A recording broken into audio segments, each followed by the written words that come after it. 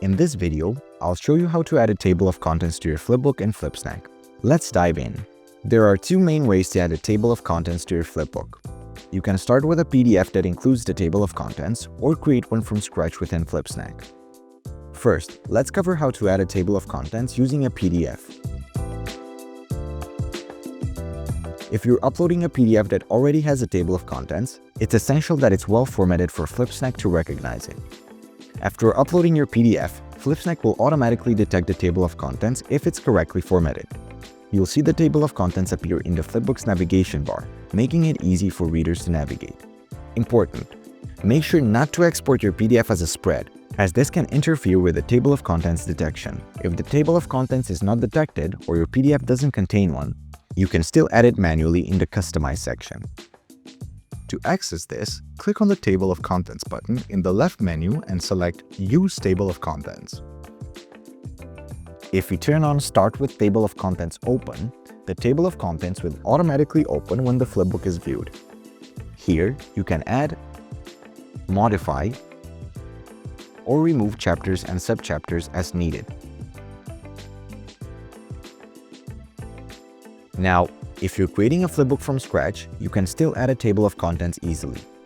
Just go to the Customize page, click on the Table of Contents.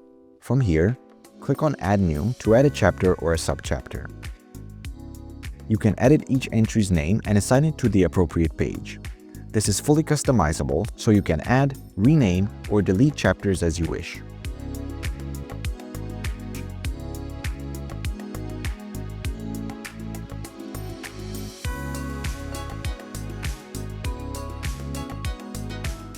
If you click on the Generate Table of Contents button, a confirmation model will appear informing you that the table of contents will be generated based on your content. Any existing entities will be overwritten. Keep in mind that generating a table of contents costs 10 AI credits. If you don't have enough AI credits, click the link in the description to learn more about how they work. Once you've added the table of contents, you can modify it at any time. To do this, you first need to access the Customize page. Then select Table of Contents from the left menu. Here, you can make any edits, add a new chapter, or remove existing ones. You can also toggle the table of contents on or off as needed.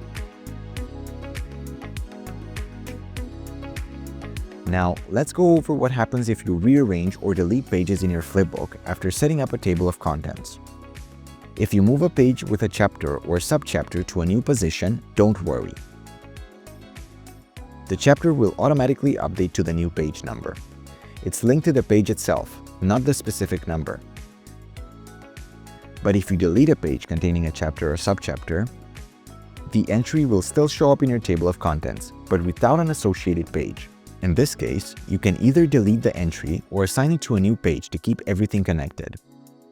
And that's it. Adding and updating a table of contents in Flipsnack is simple, whether you're starting with a PDF or creating from scratch.